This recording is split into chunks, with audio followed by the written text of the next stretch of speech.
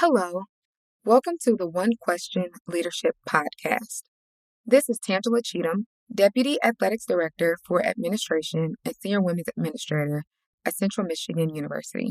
My goal as a leader is to provide those around me the opportunity to grow and develop in the way that works best for them, and helping provide the tools for them to do so for the betterment of the student athletes we serve, and for themselves as both people and professionals. Over the course of my life, I've had the opportunity to develop my leadership philosophy, and I'm grateful for leadership development programming, like the NCAA Dr. Charles Whitcomb Leadership Institute, for providing the opportunity for me to connect with other professionals from Division I to Division III who are also growing as leaders. Through the Institute, I've been able to continue my growth as a leader, and I hope to continue having the opportunity to empower others. I hope you enjoy this episode of the One Question Leadership Podcast.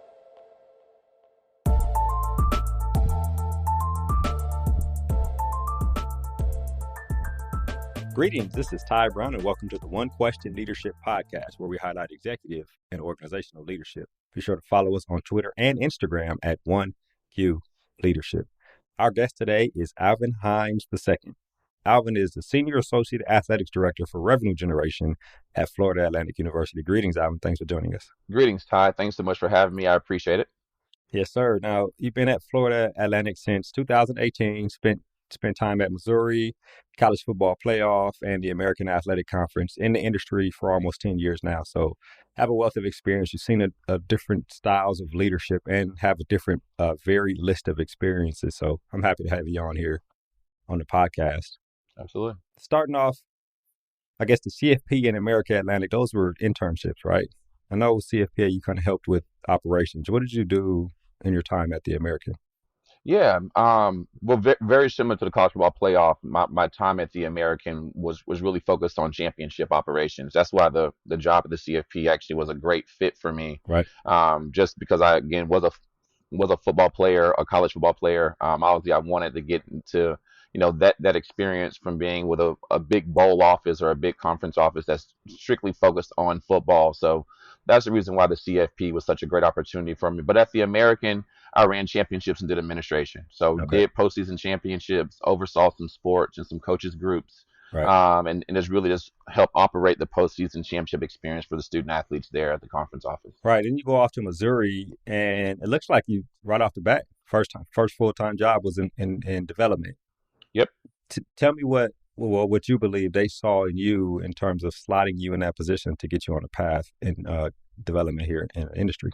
Yeah, it was actually unique how I got to the University of Missouri. I actually met Ryan Alpert, who at the time was at the University of Memphis. And so he was in the conference office, and that's when I was running championships. I was running the tennis championship actually out at Tulsa, Oklahoma. And so him and another guy named Jay Bad, obviously now Georgia Tech, had a great opportunity of networking with those guys and talking with those guys. It's about the opportunity of development. What is fundraising? What does it do?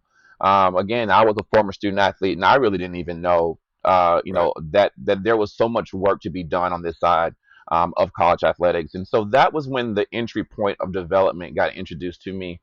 And then I was to continue to talk to people. I know Michael Kelly now that at USF was also a good component of that. He was at the CFP when I was there. And talking with him, he also recommended, hey, you should consider development, given your skill set, given your personality, given the things that we do know about you. I think that development would be a great place for you to start on campus. Want to be an athletic director, and so obviously the industry norm at the time definitely and still is to come up through the development track. And so Ryan Alpert gave me my opportunity. Him and Brian White gave me my opportunity at the University of Missouri, and started as assistant director, annual fund. Answering the phones and started matriculating through that process. And so then went to a major gift officer. And then, yes, now I've been here at FAU for about 5 years. So, yeah, which is interesting. If you think back to the recommendations they were giving you, do you recall them identifying the specific skill sets that they said would make you great for development? Yeah, majority of them definitely mentioned the personality standpoint, just being able and having just kind of the knack to connect with people. I enjoy connecting with people. I think that it's something that was definitely would serve me very, very well on this side of it. I'm more opposed to the operational, a little bit more of the internal side as well. And so the thing for them was I was always chatting with them about, hey, what do you see the next best step for me, right? You guys are they're older, you have established careers. Michael Kelly obviously is one, has ran Super Bowl committees and have Right. been senior associate at a lot of places, and so getting their expertise, and each one of them said about personality. It really is about a fit in your personality. It seems that you would excel in development. Multiple people have said it. People at other conference offices like, oh, I think you should try out development, just because again, based on the personality of kind of with my external outgoing personality, I'm assuming, and so it's definitely a great fit. It works for me. I enjoy the work. I really enjoy connecting with multitude of donors, internal people, external people. It's been really fun, and so I can definitely see that they were right when they said this is a In good terms of career fit for me. They definitely were right. how it would fit. Yeah. I wonder about one thing I wonder is, we go through our careers and we may think we're good at something or we may identify something that's easy to us, but then we are surrounded by a number of different leaders who start pointing out things to us, right? Right. And at some point, if that wasn't the thing we already knew about ourselves, we probably should start leaning into that thing that other people were pointing out. So I wonder, was there a point during your career, either when they pointed it out or within yourself when you realize, I'm kind of good at relating to people. And this is actually a skill set I probably need to develop. Has that thought ever occurred to you? Yeah. Well, like I said, I guess graduating from Stanford, starting in the American, when I was in the American, two, three people, some people in the conference office, some people on campus told me Said the it to same you, right? thing. Hey, you should look into development. I think you'll be really good at it. Move to the CFP. Again, two, three people in key positions, people that I'm looking up to, saying, "Hey, you have the personality, you have the kind of the look, the gift for it, right? Like you just, it seems like you will do well in revenue generation. You will do well on the external side of the house of athletics." And so, I think it just again was just consistently being around them and consistently hearing that narrative that I even started looking at like, okay, well, let's figure out what more do I need to do in development? Michael Kelly talked to me about it there. He put me actually in contact with Zach Solomon now, who's at Mississippi State. He and I had a good phone conversation. And that was the moment where I said, okay, I actually think I do like this work. And sight unseen. I wouldn't know much more about it besides what people were telling me. I didn't have any internships in development. I just showed up, and told what the guys before me were doing. They were saying, "Hey, let's answer the phones. Let's start connecting with donors. Let's get more people involved." And I was like, "Hey, I actually enjoy it." And I realized that I've been doing it for a while, right? I did it. I did this back in college when I was in my fraternity, and I had to start raising money in the fraternity. I did it in high school actually when I was raising money for our high school football program, and it was easy to me. Going door to door, knocking on the door, asking them to buy a $20 gift card. I used to kill it. I was one of the top sellers, and I didn't realize that I actually had a really really good gift in this terms of selling and just being on the external side. And so it actually had been building for a while. I just didn't know it. Until a lot of leaders told me that I should explore that avenue. Right. So I'm gonna take a step back here, right? Okay. So the leaders identified the trait that would be good in development. The question for you is, at what point did you identify that I actually have this good trait? Not necessarily the trait of sales, but the trait of relating to people, right? Yeah. Is there a point when you realize I am good at relating to people, not having to do with sales, just relating to people in general? And then B, since that point when you realized that, if you did, how have you tried to sharpen that skill in terms of relating to people, right? There's always, how can you get better at that types of Yeah. question? Yeah, getting better at that is very is definitely tough. I mean, I guess Okay. the as I said, the best training is on-site training, and Right. so So you're just I doing think it, I got right? a lot better at it when I started getting into fundraising even more. Right, when I was submersed in it, my day to day is to relate to people, to connect with people.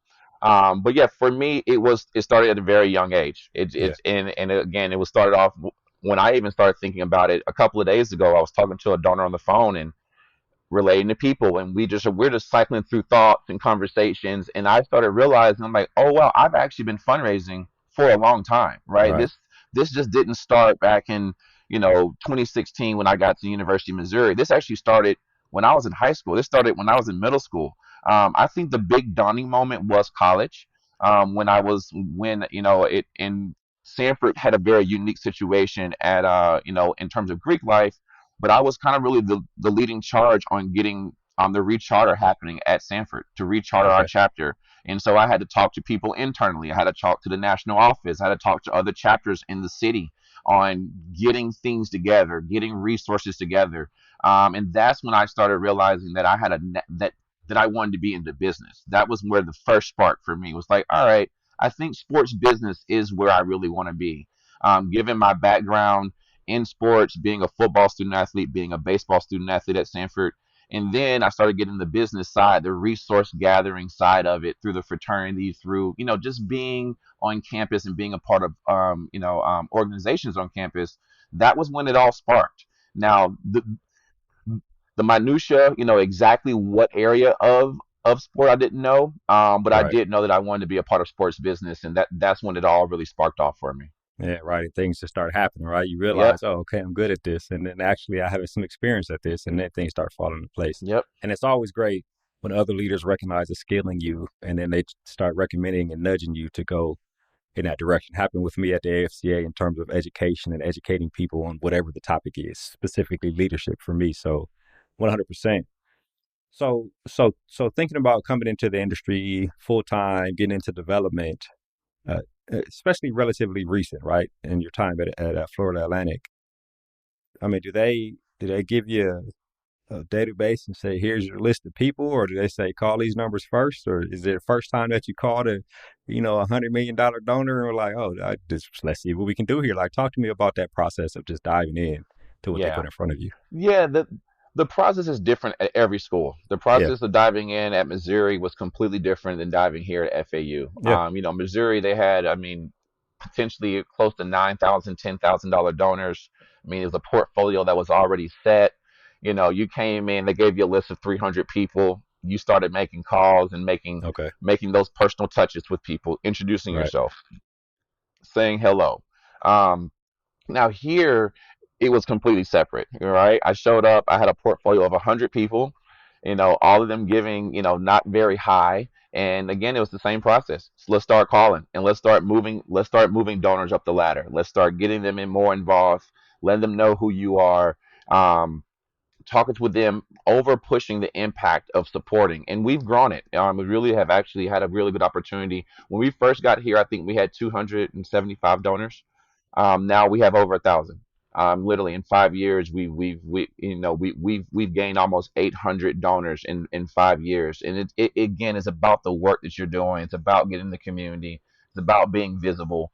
And so the work here was a little different than it was at Missouri, but it right, is yeah, definitely about, pick up the phone, getting on the phone, finding ways to get in front of people, and to share the brand of FAU. And then the more people that see you, they more hear your passion, the more people who want to get involved and start supporting in whatever capacity. If that's just season tickets, if it's capital campaign, if it's big donations, pretty much can do it all. And so it's just about building the FAU brand strongly. And so, yep, did it brick by brick, donor by donor. It was, yeah. You say something interesting there. So here they give you a list of people to call that have given in whatever form or fashion, right? hmm And, from that point, you've seen it grow to increase the number of donors. So is there an aspect of your role, or has there been an aspect of your role of talking to people who are potential donors or just alumni and then, for the lack of a better word, turning them into donors there at Florida Atlantic? Yep. yeah.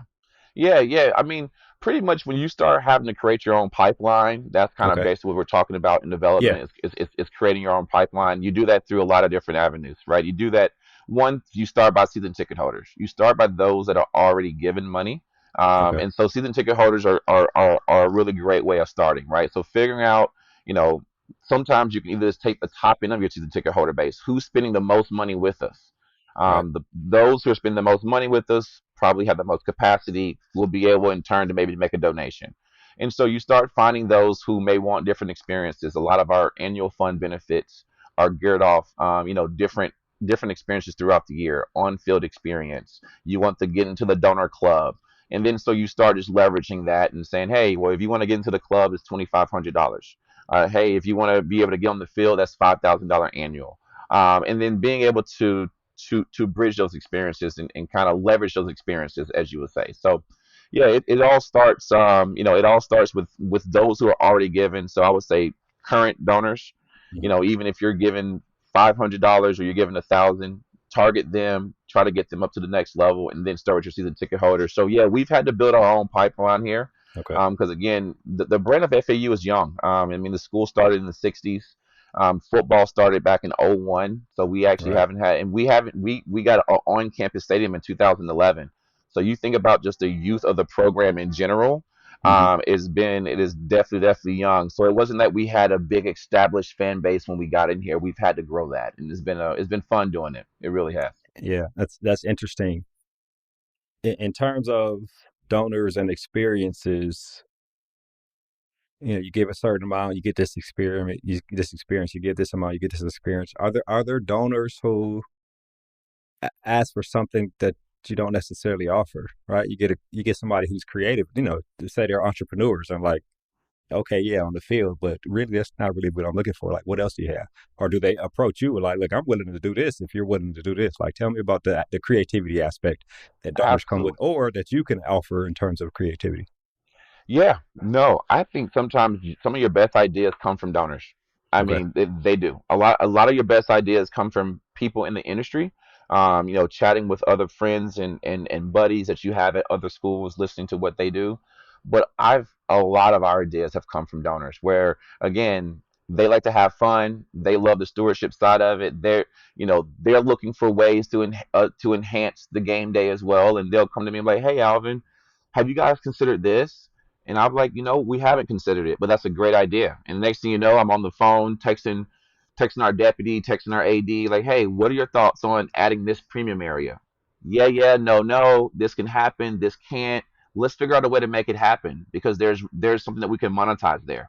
And so yeah, I definitely think, especially here, you've gotten a lot of ideas from your donors and things that you're hearing what they want, and then you can be able to start, and mainly if one wants it, a few more will like it too. Right. And Right. so it's usually good to kind of listen to your donors, and that's why they always say kind of the leadership, right? The leadership cabinet, your top end donors are the ones that sometimes leading the programs because you are taking their ideas and you're trying to implement them. One, because there's going to be an ROI because they're going to support it, but two, that again, if you do it, they're going to be appreciative. They're going to tell their buddies. Now all of a sudden, it starts to spread like wildfire, and you're just getting a lot of people involved in whatever you develop. So, Is there an aspect of,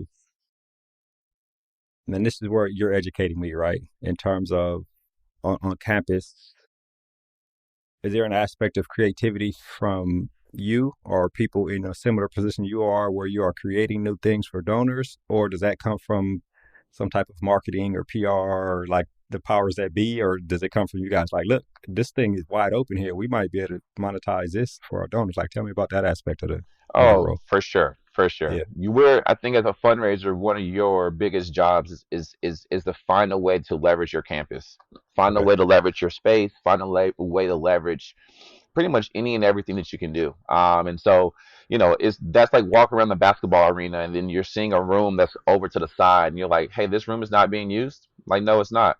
Oh, well, we should turn this into a donor Yeah. Let's lounge, do something here, right? right? Yeah. On the field here at FAU, we had a lot of space in our end zones.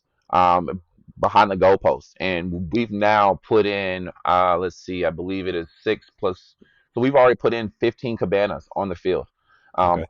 on field cabanas, right? I'm Yeah. not sure where the idea even sparked that, but for us to be able to start monetizing that space and figuring out saying, hey, we could put a cabana right here that was not existing and charge $14,000 a cabana, and now all of a sudden that's generating revenue off space that was just unutilized at one point. So Yeah. there is definitely a lot of creativity from from the donor, I mean, from the development officer side, but it's also some collaborative with the marketing department saying, hey, we should do this cool idea. We should be able to, for baseball, we want to do this. We have this deck out in baseball. We want to monetize. And then the fundraisers will come over and say, oh, yeah, this would be a great cost for this.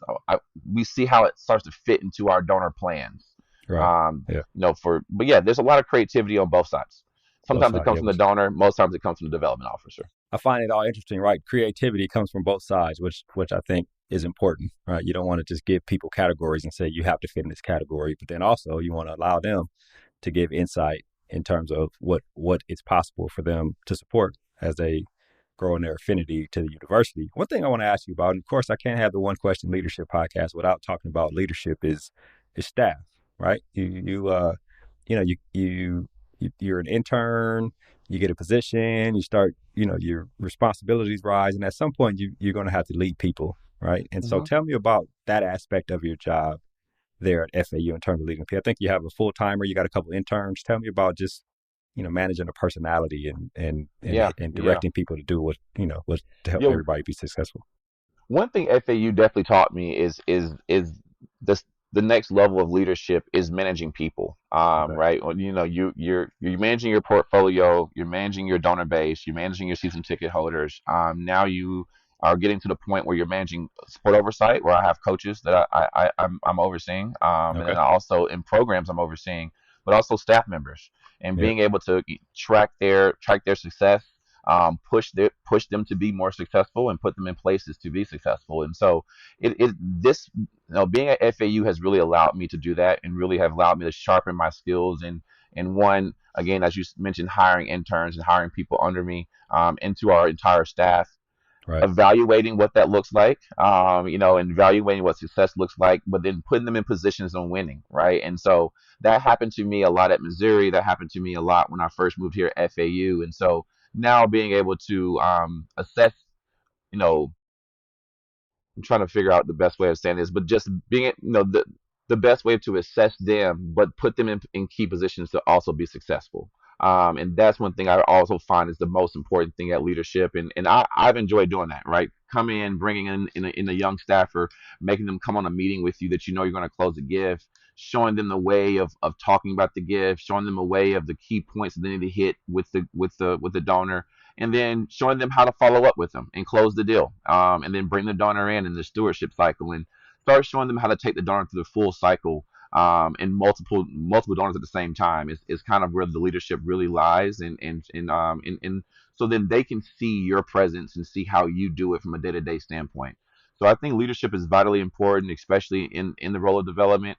I feel like you're leading your donor base, you're leading your staff members, you're leading a lot of people, and so this position is full of leadership left and right, and so you got to really want to have that, if you Hmm. want to work in development. I think you got to want to lead, and be a part of the leadership team. So Which is excellent, right? You mentioned sport administration, sport oversight. Tell me about what sports that you oversee. yeah, yeah, yeah. So I oversee the baseball, and I oversee our track and field program here, our women's Okay. cross country, and track, and our men's cross Okay. country as well. So right. So now you're leading a staffer and you're talking to coaches, helping them to find success in their program.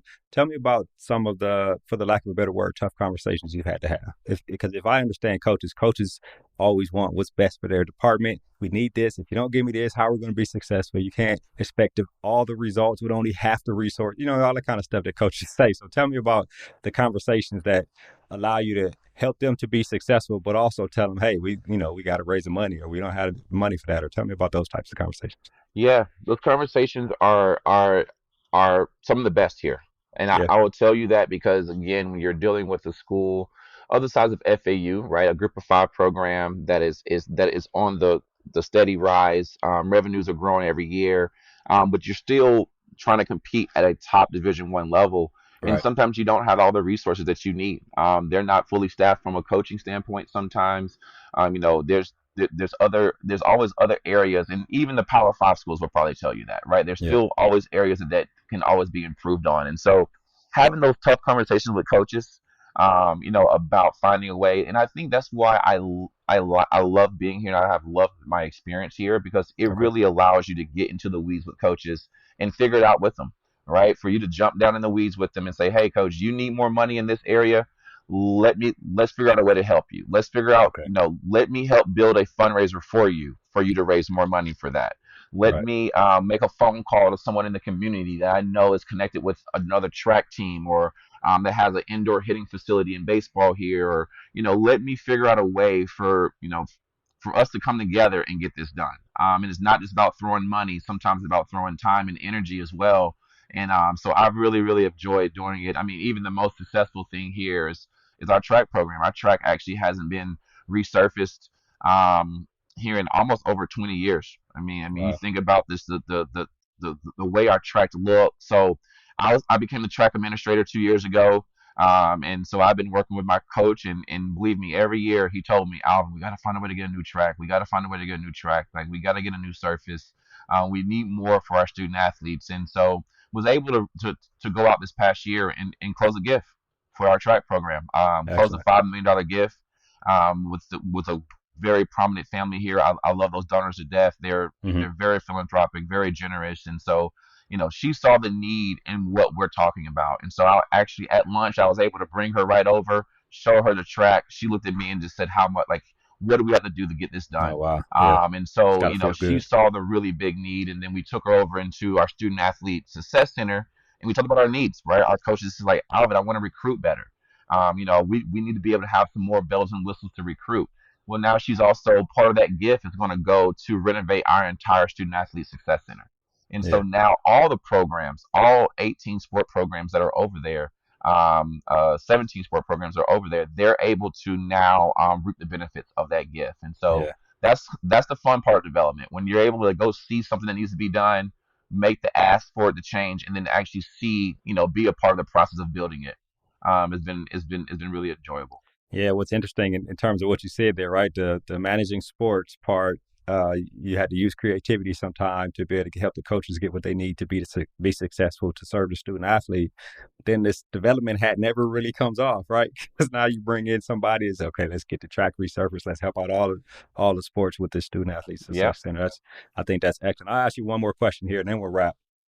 The industry is all over the place right now, right? And I know donors are probably inquisitive about FAU or just the industry, period. Some of them are in the know. Some of them think they're in the know because they, read the newspapers or something like that. But then they get a chance to talk to somebody like you who's considered an insider and ask questions about the industry. So I wonder about the type of questions you face for donors that don't necessarily have to do with Florida Atlantic, but really about college athletics in general and how you approach those types of conversations. Yeah, sure. It's name, image, likeness. It was just something that, as I grew up in the area. When I came through and I was a college football student athlete, there was no name, image, likeness. There was no cost of attendance. There was none of those things at the time that I came out of school. And so being able to educate them on the need for it, right? A lot of them just don't understand it. A lot of them just sometimes, for whatever reason, are in their silos, and they're thinking about it in the well, now this is just paying players, and we don't need to pay players, and this is just corrupting the industry, and I wouldn't say corrupting, but I do think in some ways, in some things that they're saying, there is some truth in it. But in the same way, steering them to understand the thought behind it, steering them to understand why it is important and how it's beneficial, and how it's going to allow our student athletes to be successful, and in some ways how it's needed and should have already been done. Right, we're actually kind of behind the ball on this, and what they're seeing is actually catch up, and not necessarily this new processes that. And so that was the biggest question, was name, image, likeness. Is it here to stay? Why is it here? What is it doing? But being able to tell them that it's a resource that we want our student athletes to be the most successful in, because it can benefit us. It can Yeah. benefit their lives as well, for them to be able to make money while they're here in school, for them to be able to leverage, their likeness, the things that they built. I'm thinking about myself, right, as a former student athlete. All the time that I sacrificed being in the field and being on the baseball field, football field, in the weight room. Now I'm able to go to a business and leverage it. Now I'm able to go to Dunkin' Donuts and say, hey, I come here every morning. You see me. Would you guys be interested in let's doing a deal, right? I Yeah. post a 100%. couple of Yeah. times. You guys, that's amazing. Feed That's me great. coffee, bro. We straight. We great, right? So, but now you're able to do that with a lot of other areas too, as well, right? And so, apparels, brands. There's so many Hmm. things I think in college, if we could have been able to leverage it, man, we would have definitely did that, because we were very supportive of the people in the community, the barbecue places, the X, Y, what have you. And so, I think the best part is being able to educate the donors. That's one of the most fun parts. When they start asking you questions about the industry, they start trying to get a little more insight. You're able to start really educating them on the reasons why it's important. Now, today, fast forward to today, name, image, likeness is probably not as big as conference realignment, right? We obviously had the benefit at FAU to just join the American Athletic Conference. Was very, very exciting. Was huge, obviously, just from a TV revenue standpoint, from a TV exposure standpoint, for us just to be able to join a conference. And now the shakeup is still happening, right? Schools are still moving. The future for the American feels, as certain as bright as possible. But for all the other schools, the big flagship schools and all that movement, it is making some donors like, oh, well, what's going to happen? What's next? What is the next 10 years going to look like? And I had a great conversation this morning with the donor, and we went through multiple scenarios of what could potentially happen with conference realignment and how it could impact FAU, down the road, and just kind of just talking about the future. And so a lot of donors love getting into the weeds sometimes on, name, image, likeness, conference realignment, TV money, all these things. They really do enjoy talking about it, and it Right. just gives you a platform to share about what's going on. 100%. Well, this has been an excellent conversation. You talk about creativity with donors. You talk about leadership. We talked about management. We talked about resources, educating donors, a number of different things that you hit up on, which I think makes for a great conversation. I really appreciate you joining us here on the One Yeah. Question Leadership podcast. Thank you. Thanks so much for the time. Appreciate it, Ty. Yes, sir. That was Alvin Hines II. He is the Senior Associate Athletics Director for Revenue Generation at Florida Atlantic. And of course, I am Ty Brown with one question. And keep in mind, the role of a leader is to create and maintain an environment that people want to be a part of. And as always, be better tomorrow than you are today.